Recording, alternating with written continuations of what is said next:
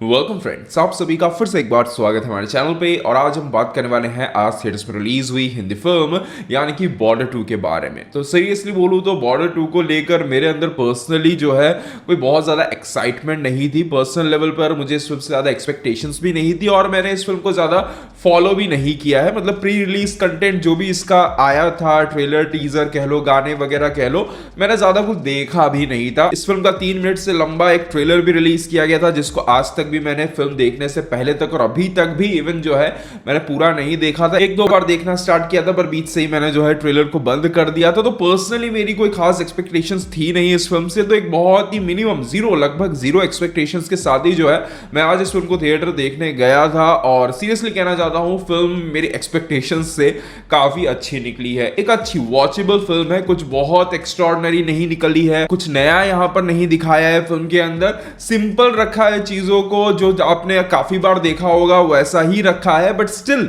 Film के अंदर इतना कुछ तो है जो कि हमें फिल्म देखते समय इंगेज करके रखता है। स्पेशली फिल्म का जो फर्स्ट हाफ है मैं कहूंगा कि काफी इंगेजिंग था। डायरेक्टर साहब ने यहाँ पर एक काफी अच्छा खासा समय, 3 घंटे 19 मिनट लंबी ये फिल्म है जिसमें से काफी अच्छा खासा समय जो है यहाँ पर ड्रामा को दिया है। उन्होंने कोशिश की है, वो जानते थे कि यहाँ पर इमोशनल अगर कनेक्शन ना बैठा तो सब कुछ बेकार हो जाएगा। तो उन्होंने ड्रामा और इमोशंस पर जो है थोड़ा सा फोकस डाला और शुरुआत में जिस तरीके से एक फ्लैशबैक को एक समय दिया है, यहाँ पर वरुण धवन या आहान और दिलजीत की दोस्ती की शुरुआत जिस तरीके से हुई थी, उनकी कहानी जिस तरीके से शुरू हुई थी, उन सभी चीजों को जिस तरीके से दिखाया है उस कहानी के अंदर काफी ऐसे मोमेंट्स आते हैं जो हमें इमोशनली कनेक्ट करते हैं। वरुण धवन के लिए मैं कहना चाहूंगा कि फिल्म में सनी देओल के बाद अगर किसी कैरेक्टर को सबसे ज्यादा इंपॉर्टेंस मिली है तो वो वरुण धवन के कैरेक्टर को मिली है। और मैं कह सकता हूं कि उन्होंने अपने कैरेक्टर को काफी अच्छी तरीके से निभाया भी है और उनकी जो कहानी है वो काफी हद तक कनेक्ट भी करती है। हाँ, डेफिनेटली देखिए उनकी परफॉर्मेंस, उनकी जो एक नेचुरल परफॉर्मेंस रहती है जिसके अंदर कुछ ऐसी चीजें हैं जैसे कि उनकी स्माइल कह लो, कुछ जगहों पर उनके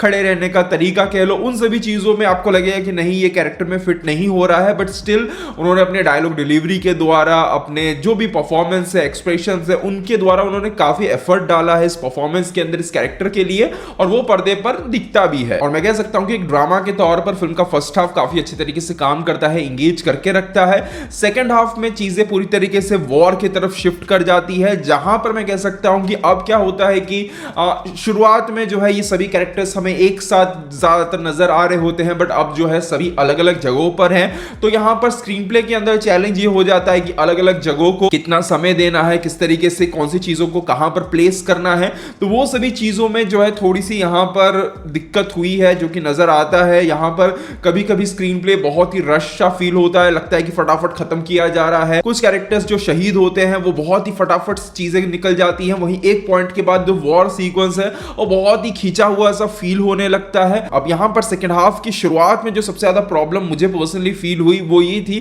कि यहां पर आहान शेट्टी का जो कैरेक्टर है वो उस पूरी फिल्म का सबसे कमजोर कैरेक्टर है।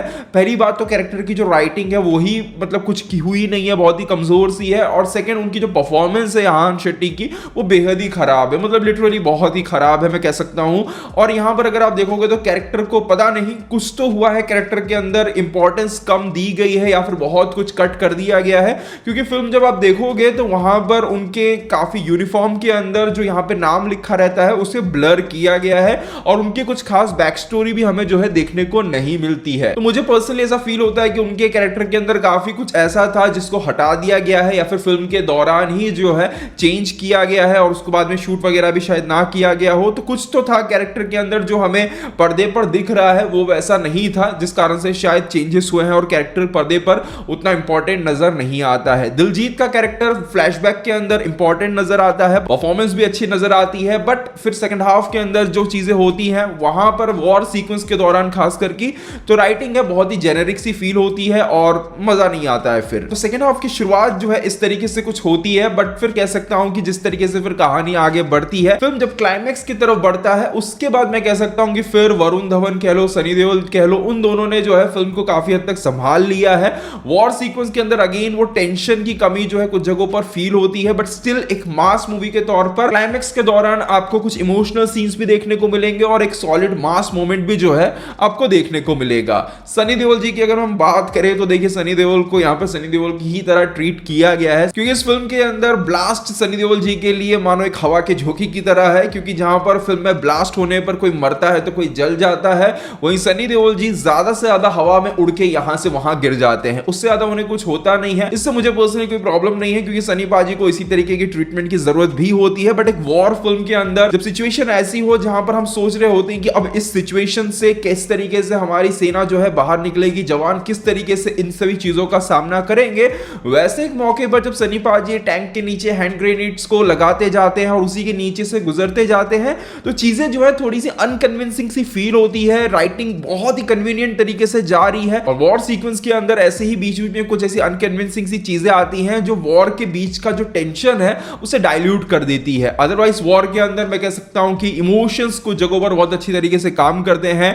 यहां पर एक दिए का सीन आपको देखने को मिलेगा, दिए की भी एक कहानी है, उस पोर्शन को बहुत ही अच्छी तरीके से हैंडल किया गया है, वो डेफिनेटली आपको इमोशनल करेगा। और बाद में जब फिल्म खत्म होती है, मिट्टी के बेटे जो सॉन्ग आता है, वहां पर जो विजुअल्स आपको देखने को मिलेंगे वो भी काफी अच्छे। तो वो सभी चीजें जो है इस फिल्म को एक अच्छी वॉचेबल फिल्म के तौर पे खत्म करती है। म्यूजिक की अगर बात करें तो जो मिट्टी के बेटे सॉन्ग है वो काफी अच्छा था। इसके अलावा जो संदेशे आते हैं सॉन्ग है वो तो आप सभी को पता है कि वो वापस ही यूज किया गया है, वो सॉन्ग अच्छा है। बाकी कोई ऐसा यादगार सॉन्ग मेरे लिए पर्सनली नहीं था।